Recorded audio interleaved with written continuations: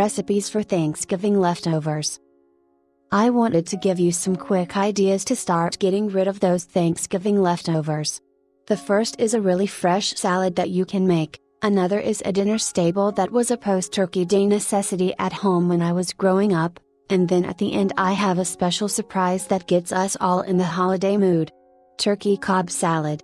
3-4 ounces of turkey, 1/4 cranberries, some greens, your taste, about 3 handfuls, 1/2 cup leftover stuffing, optional, dry it out for a more crouton feel.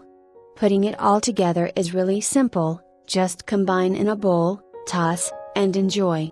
It's a great option for lunches too. Turkey Old Mill. This was a staple of post-Thanksgiving eating at my house growing up, and now I want to pass it on to you.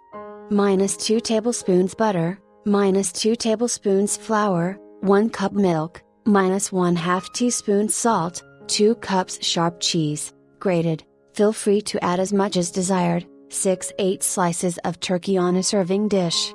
Combine milk, salt, cheese, butter, and flour in saucepan and heat until cheese is melted. Pour over turkey slices and serve. Lastly, I want to share my special recipe for gingerbread men. This recipe also works very good for gingerbread housing parts for your special edible house. I will do a full gingerbread house post soon, but this recipe is good to keep in mind for that. Gingerbread men and houses.